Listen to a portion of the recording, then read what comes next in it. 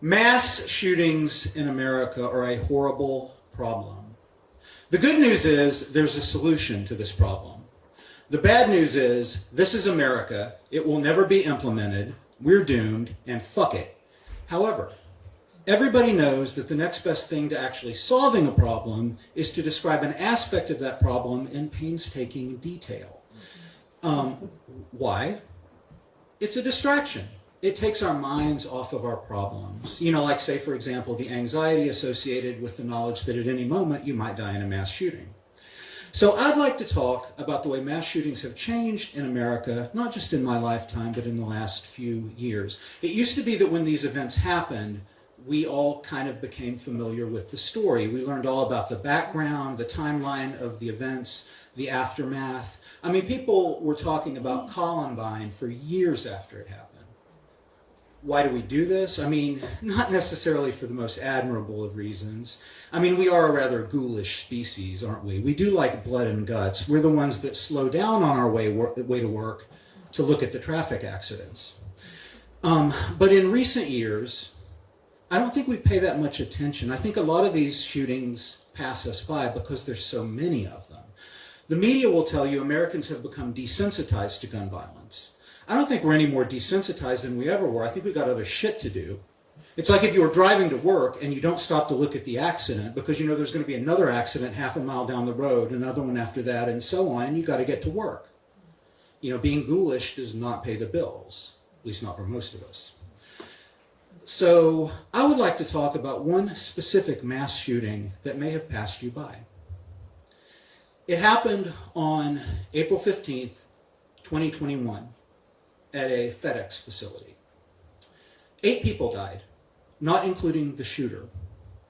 Now, back in the day, 8 people dead in a mass shooting would be considered a really big number. That's almost as many people as there were that died at Columbine. But without looking it up, can anybody tell me what city this shooting took place in?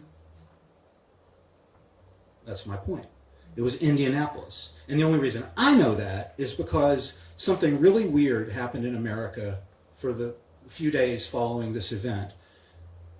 For a few days, there were no mass shootings. It was weird. So a couple days later, I saw an article online about this shooting, and I decided to slow down and look at the accident. The shooter was a Caucasian male. He was 19 years old.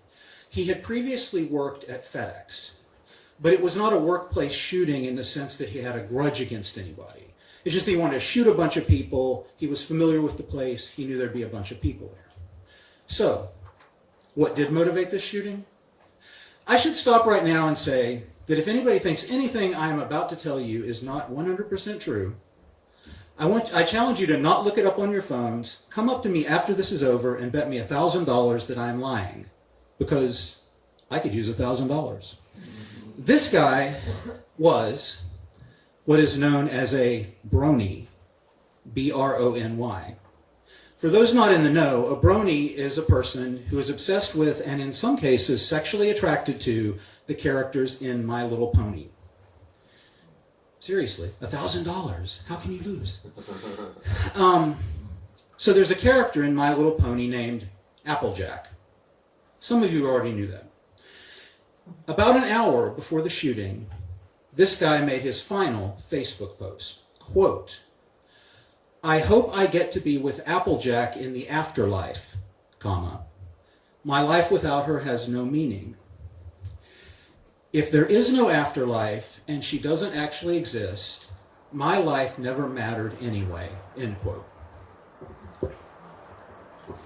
Now, I'm not an expert on the afterlife, but I kind of feel like even if he does get to spend it with Applejack, never mind, that's not the point.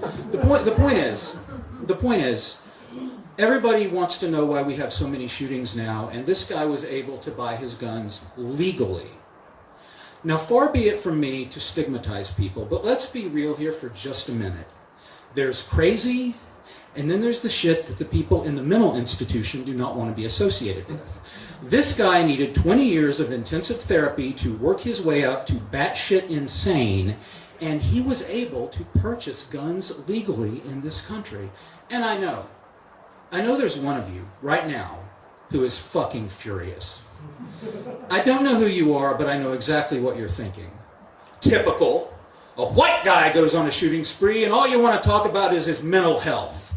I bet you wouldn't be bringing this shit up if it was a person of color who wanted to fuck a cartoon horse. Whoever you are, I just want to congratulate you because you actually are the most woke person who ever existed, ever will exist, or ever could theoretically exist in a laboratory situation. But you know what? I'm not going to back down. I'm going to stick to my, whoa! No, I'm not going to, I'm going to, stand my ground. I'm going to stand my ground and stick to my ground. I don't care who hears me say this. Whatever your ethnic background happens to be, whatever your gender happens to be, you should not be allowed to have guns if you want to fuck a cartoon horse. Yeah, I said it. Don't try to stop me. I'll take you down with me. And how hard would it be? Do you want to fuck a cartoon horse? Please check yes or no. But you know what? I need to stop myself right there, don't I? Because it sounds like I'm on the verge of suggesting a solution. And it's like I said, there is a solution. But this is America. It will never be implemented. We're doomed, and fuck it. Well, fuck.